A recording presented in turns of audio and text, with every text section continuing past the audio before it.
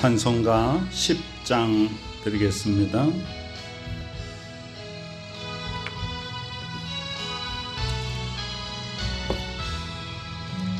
전능왕 오셔서 주 이름 찬송케 하옵소서. 영광과 권능의 성부여 오셔서 우리를 다스려 주옵소서. 강생한 성자여 오셔서 기도를 들으소서. 택하신 백성들 복 내려 주시고 거룩한 마음을 주옵소서. 위로의 주 성령 오셔서 큰 증거 주옵소서. 전능한 주시여 각 사람 맘에서 떠나지 마시고 계십소서. 성삼위일체께 한없는 찬송을 드립니다.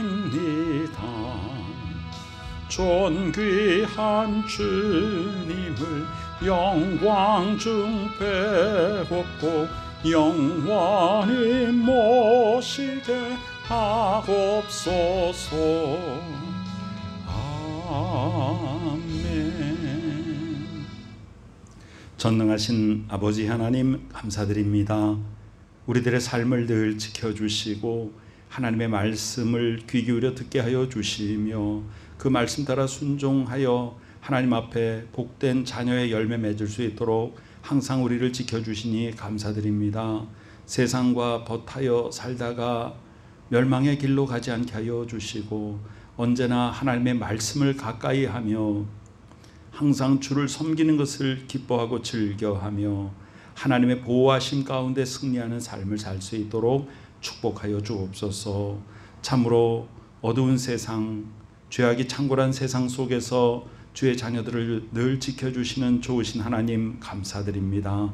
저희들이 세상 풍조에 넘어지지 않도록 붙들어 주시고 항상 하나님의 은혜와 은총 가운데 늘 복된 삶, 하나님께 올려드리는 존귀한 우리의 삶의 산제사로 드리는 자녀의 귀한 삶으로 하나님을 영화롭게 해드리며 이 세상 가운데 하나님의 귀한 뜻을 널리 펼치는 복된 저희들이 되게 하여 주시옵소서. 우리 구주 예수 그리스도의 귀하신 이름으로 간절히 기도드리옵나이다. 아멘. 오늘 2021년 6월 25일 금요일 밤에 하나님께서 우리에게 주시는 말씀은 잠언 29장 15절에서 27절입니다. 잠언 29장 15절 함께 봉독합니다. 채찍과 꾸지람이 지혜를 주거늘 임의로 행하게 버려둔 자식은 어미를 욕되게 하느니라. 악인이 많아지면 죄도 많아지나니 의인은 그들의 망함을 보리라. 내 자식을 징계하라. 그리하면 그가 너를 평안하게 하겠고 또 내 마음에 기쁨을 주리라. 묵시가 없으면 백성이 방자히 행하거니와 율법을 지키는 자는 복이 있느니라. 종은 말로만 하면 고치지 아니하나니 이는 그가 알고도 따르지 아니함이니라. 내가 말이 조급한 사람을 보느냐? 그보다 미련한 자에게 오히려 희망이 있느니라. 종을 어렸을 때부터 곱게 양육하면 그가 나중에는 자식인 채 하리라. 노하는 자는 다툼을 일으키고 성내는 자는 범죄함이 많으니라. 사람이 교만하면 낮아지게 되겠고 마음이 겸손하면 영예를 얻으리라. 도둑과 짝하는 자는 자기 영혼을 미워하는 자라. 그는 저주를 들어도 진술하지 아니하느니라.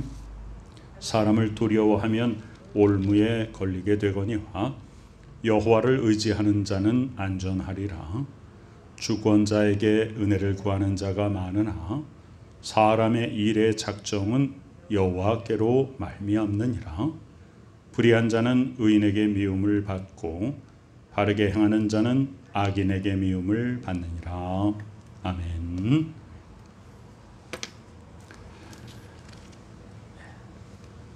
잠언 전체 31장 중에서 이제 30장과 31장은 아굴의 잠언, 그 다음에 르무엘 왕의 잠언이고요. 솔로몬의 잠언은 29장으로 맞춰지게 됩니다. 그러므로 오늘 우리가 읽은 29장의 후반부 15절 이하 또 29장의 마지막 절인 27절까지는 솔로몬의 잠언의 끝부분입니다. 자, 솔로몬은 어떻게 그의 잠언, 아들에게 주는 그의 잠언의 마지막을 장식하고 있는가? 자, 채찍과 꾸지람이 지혜를 준다.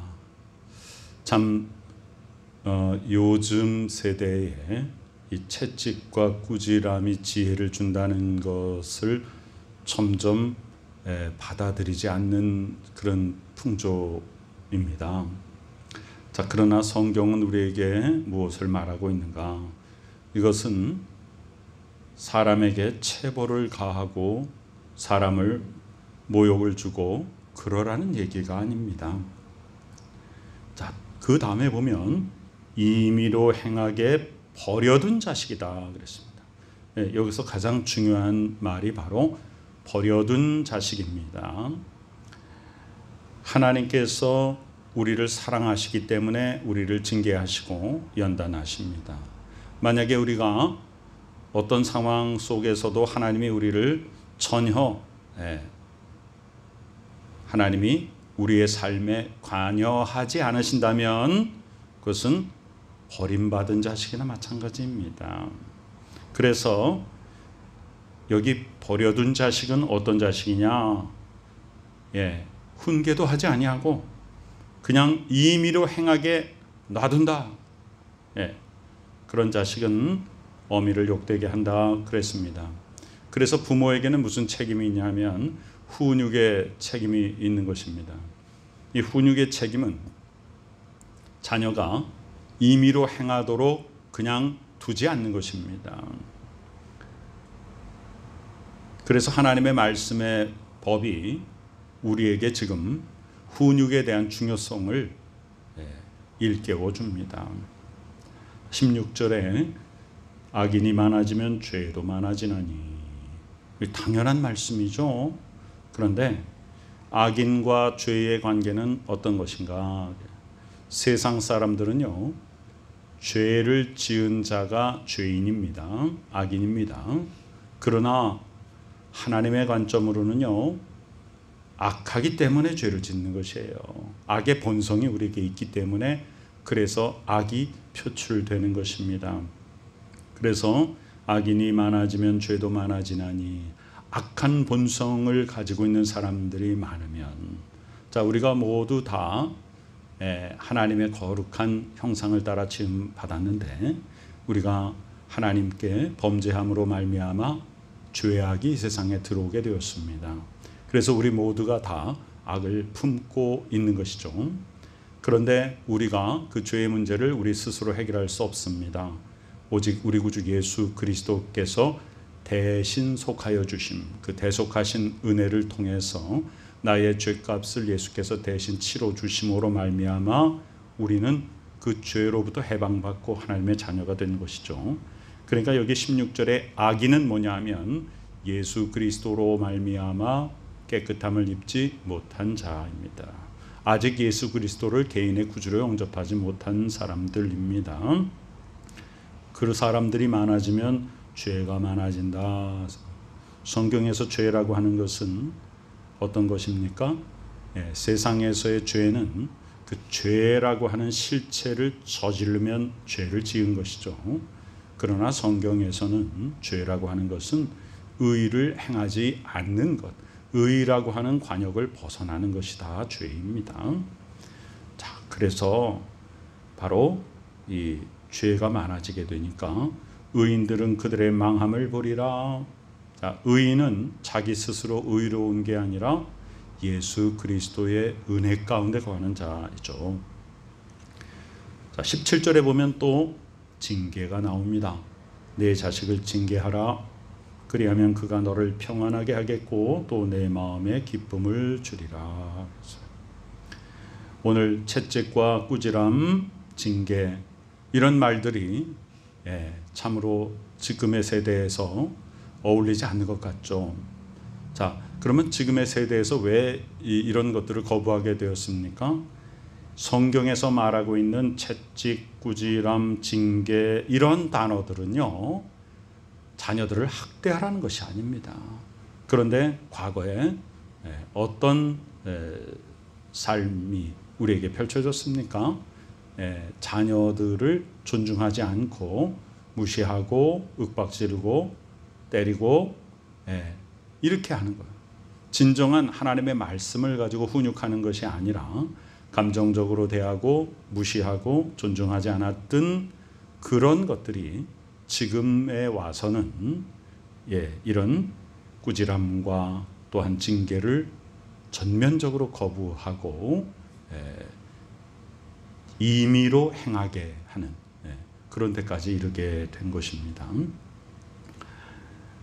18절에 묵시가 없으면 백성이 방자에 행하거니와 율법을 지키는 자는 복이 있느니라. 그래서 이 묵시라고 하는 것은 하나님의 계시죠. 율법과 같은 맥락에서 이제 대꾸가 형성되어 있는 것이에요. 묵시가 없으면 백성이 방자에 행하거니와 이 자리에 그냥 하나님의 말씀을 집어넣어도 됩니다. 그 다음에 율법을 지키는 자는 또 마찬가지로 하나님의 말씀을 또 다른 표현으로 한 것이죠. 그래서 하나님의 말씀이 없으면 백성들은 방자히 행한다. 하나님의 말씀이 우리가 어떻게 살아야 될 것을 매우 구체적으로 가르쳐주고 계시죠. 그래서 그 하나님의 말씀을 지키는 자가 복이 있다는 거예요. 하나님의 말씀을 지키는 자가 복이 있다는 거예요. 연계시록에서 말씀을 읽고 듣고 지켜 행하는 자에게 복이 있다고 그랬죠. 자, 19절에 보면 종은 말로만 하면 고치지 아니한다. 알고도 따르지 아니함이니라. 사람들이 모르고 행하는 것보다는요, 아는데도 불구하고 순종하지 않는 경우가 훨씬 더 많습니다. 우리 성도들은 더 그렇죠. 우리가 처음에 예수 그리스도를 처음 믿었을 때는 성경 말씀 잘 모릅니다. 그러다가 이제 말씀을 듣고 또 개인적으로 성경 말씀을 묵상하고 그러면 어떻게 돼요? 성경 말씀을 우리가 조금씩 알아갑니다. 하나님의 뜻이 무엇인지, 하나님이 우리에게 어떻게 살기를 원하시는지 그걸 다 알죠. 그럼에도 불구하고 그냥 놔두면이 버려두면입니다. 그렇게 되면 어떻게 하는 거예요? 방자히 행한다. 말로만 하면 고치지 않는다. 채찍과 꾸지람과 징계가 필요하다는 거죠. 알고도 따르지 않는다. 알고도 따르지 않으니까 반드시 하나님 아버지께서는 우리를 연단시키시고 때로는 징계하시고, 왜? 하나님의 자녀인 우리를 사랑하시기 때문입니다. 그냥 놔두면 어떻게 해요? 버려두는 것입니다. 20절에 보면 말이 조급한 사람에 대해서, 말이 조급한 사람보다는 차라리 미련한 사람이 낫다. 그래서 생각하고 말하고, 우리가 무엇을 할 때 무슨 말을 하든지 무슨 행동을 하든지 하나님께 하듯 하면 되는 것입니다.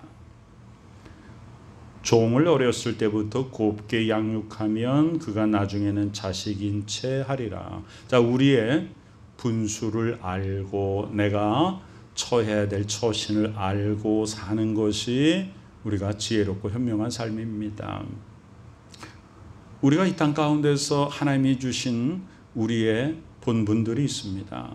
그것을 넘어서거나 그것을 잘 깨닫지 못하거나 자기 스스로 그것을 외람되게 행하는 것, 그것처럼 또 어리석은 일이 어디 있겠습니까? 자, 22절에는 노하는 자에 대해서, 노하는 자는 다툼을 일으키고, 자, 다툼이라는 것은 어디서 나오는 것입니까? 자, 둘 사이, 셋 사이, 넷 사이. 다툼이라는 것은 둘 이상 사이에서 일어나는 것이죠. 무엇 때문에 일어납니까? 바로 화를 내기 때문에 다툼이 일어나는 것이죠. 둘 사이에 다툼이 일어난다는 것은 둘 중에 누군가 화를 낸다는 것이죠. 둘 다 화를 내든지. 그러니까 이 화를 내는 것을 멈추면, 노를 바라지 아니하면 다툼이 생기지 않습니다. 성내는 자는 범죄함이 많으니라. 뭐 노하는 자나 성내는 자나 같은 얘기잖아요. 그러니까 죄를 짓는다. 우리 그 세상에서 어떤 사회적인 이런 범죄를 저지르고 많은 그 범죄자들이 뭐라고 얘기해요? 홧김에라는 말을 많이 하죠. 홧김에 사람을 때렸다. 홧김에 물건을 부셨다. 때로는 홧김에 사람의 생명을 빼앗기도 하고 그렇잖아요. 왜 그렇습니까? 바로 그 화나는 것, 노하고 성내는 것을 스스로 다스리지 못해서 그런 것입니다. 하나님의 말씀이 없기 때문에 스스로 교만하여져서 자기 중심의 삶을 표현하는 것이 바로 화를 내는 것이죠. 상대방을 이해하지 못하고 자기가 옳다라고 주장하는 것입니다. 자기하고 다른 생각을 전혀 수용하지 못할 때 화를 내는 것이죠. 사람이 교만하면 낮아지게 되겠고 마음이 겸손하면 영예를 얻으리라. 예수 그리스도께서 뭐라고 말씀하셨어요? 낮은 데 거하는 자는 하나님이 높이시고 스스로 높아지는 자는 하나님이 낮추신다 그랬죠. 24절에 자, 우리의 삶은 우리가 이 땅 가운데서 사람과 사람들이 어우러져서 삽니다. 자, 우리의 삶은 무엇이 결정짓는가?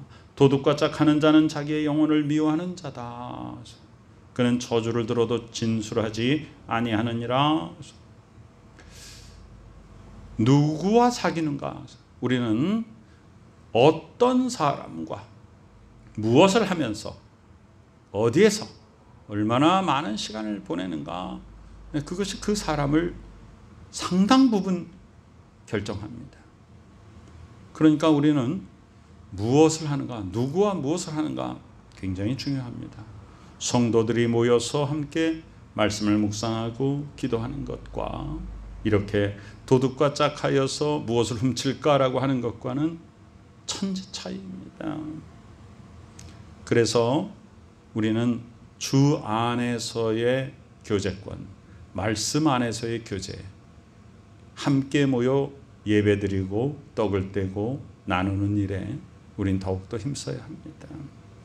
그러면 우리 삶이 점점 말씀 안에서 자라나고 말씀 안에서 아름다운 공동체를 이루어가고 한 사람의 그리스도인이, 그렇게 되다 보면 한 사람의 그리스도인이 어떤 화평하지 못한 곳에 가면 그 한 사람의 그리스도인 때문에 그 모든 사람들이 평화를 얻습니다. 그것이 바로 화평케 하는 자이죠.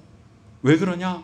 평소에 그런 화평케 하는 사람들과 함께 화평케 하시는 하나님의 말씀 가운데 거하였기 때문에 이제는 그 안에서 화평케 하는 자로 자랐습니다. 그래서 화평하지 못한 곳, 불화가 있는 곳, 진노하는 곳, 싸움이 있는 곳, 거기에 그리스도인 한 사람이 거기에 가면 막 싸우던 사람들이 그리스도인 한 사람 때문에 그 전쟁이 그치고 평강이 오게 되는 거예요. 그게 바로 평화의 사도입니다. 화평케 하는 자, 피스메이커입니다. 자, 25절에 보면 사람을 두려워하지 말라 그랬어요. 자, 우리의 육신을 죽이고 영혼은 죽이지 못하는 사람을 두려워하지 말고 우리의 영혼을 다스리시는 하나님을 경외하는 것이에요. 여호와를 의지하는 자는 안전하리라 그랬어요. 그 다음 절에 보면요, 우리가 세상에서 누구를 의지합니까? 우리는 습관적으로 믿는 사람들도 어떤 그 행동들을 잘합니까? 어디에 뭐 아는 사람이 없느냐, 내가 어느 병원에 가서 진료를 좀 빨리 받고 싶은데 거기 뭐 아는 의사가 없느냐, 내가 은행에서 대출을 받아야 되는데 거기 좀 아는 지점장이나 누가 높은 사람이 없느냐, 이런 이야기들을 우리는 굉장히 자연스럽게 합니다. 그게 바로 사람을 의지하는 것이에요.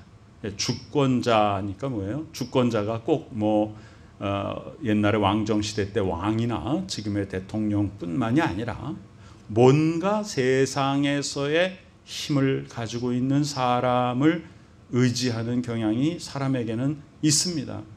지극히 자연스럽게 우리는 그 생각을 먼저 하죠. 그러나 오늘 성경은 우리에게 말합니다. 주권자에게 은혜를 구하는 자가 많지만, 즉 사람을 의지하는 자가 많지만 사람의 일의 작정은 여호와께로 말미암는다 그랬어요.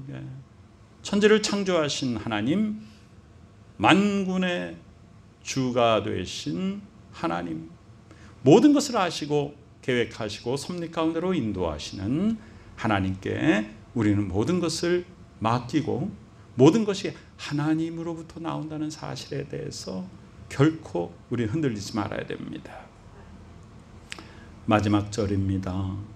자, 육신의 일은 성령의 일을 배척하게 됩니다. 그죠? 성령은 바로 육신을 서로 상극이 되는 것이죠. 그래서 우리가 세상적인 쪽으로 자꾸 나가면 하나님으로부터 멀어지는 것이고요. 우리가 하나님께 가까이 오면 가까이 올수록 세상적인 것과는 영 멀어지게 됩니다. 자, 솔로몬의 잠언의 마지막 한마디가 뭐냐? 불의한 자는 의인에게 미움을 받고 바르게 행하는 자는 악인에게 미움을 받는다. 악인은 의인에게 미움을 받고 의인은 악인에게 미움을 받는다. 그러니까 우리는 어떤 삶을 살아야 됩니까? 악인에게 좋은 소리 들으려고 하면 우리도 같이 악인이 돼야 되는 것이죠. 같이 악을 행해야지만이 악인들이 좋다고 합니다. 그러나 악인들 앞에서 우리가 의를 행하면 악인들이 의인을 미워하죠.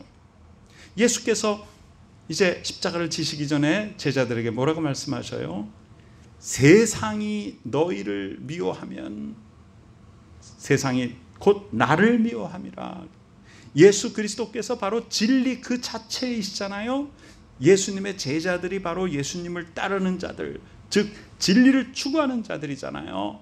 그러니까 세상의 거짓이, 세상의 악한 것이 그 진리, 그 선한 것을 추구하는 예수님의 제자들을 당연히 미워할 수밖에 없는 것입니다. 오늘 우리가 솔로몬의 잠언의 마지막 부분을 묵상하면서 우리는 누구를 의지할 것인가? 세상의 권력을 의지하지 아니하고 하나님만 의지하는 삶. 우리는 누구와 함께 이 삶의 시간을 보낼 것인가? 불의한 자들과 함께 어울리지 아니하고 하나님의 의를 행하는 자, 말씀 가운데 거하는 하나님의 자녀들과 함께 말씀 안에 거하는 것, 그것이 바로 진정한 복락인 것입니다. 하나님의 말씀이 우리에게 복을 주십니다. 세상의 것으로 말을 조급하게 해서 생각 없이 말하고 하나님이 주시는 지혜가 없이 행하는 자는 멸망받을 수밖에 없습니다. 차라리 미련한 자가 더 낫다 그랬습니다. 하나님 안에서 우리의 본분을 깨닫고 우리의 삶의 모든 분수를 알고 또한 우리가 하나님의 말씀 가운데 훈육을 받고 우리의 자녀들도 하나님의 말씀으로 잘 양육하여서 하나님이 기뻐하시는 복된 삶의 열매 맺고 하나님의 나라를 확장시켜 나가는 복된 주의 자녀의 삶을 사는 우리 모두가 되시기를 간절히 축원합니다. 아멘. 아버지 하나님의 은혜에 감사드립니다. 솔로몬의 마지막 잠언을 묵상하면서 우리들이 세상과 버타여 살지 않게 하여 주시고 세상의 권력자를 의지하지 않게 하여 주시고 오직 하나님만 의지하고 주 안에서 하나님께서 기뻐하시는 삶에 순종하여서 귀한 열매 맺는 삶을 살 수 있도록 저희들을 인도하여 주시고 깨닫게 하여 주시고 그대로 행하게 하여 주시고 열매 맺게 하여 주시니 감사드립니다. 지금은 우리 구주 예수 그리스도 귀하신 은혜와 하나님 아버지의 크신 사랑하심과 성령님의 놀라운 역사하심이 이 시간에 주의 귀한 말씀 따라 순종하여서 하나님께 영광 돌리며 이 땅 가운데 주의 자녀의 복된 삶의 열매 맺기를 소망하는 존귀한 하나님의 자녀들 귀한 믿음의 식구들의 머리 위에 지금부터 영원까지 함께 계시옵기를 간절히 축원하옵나이다. 아멘.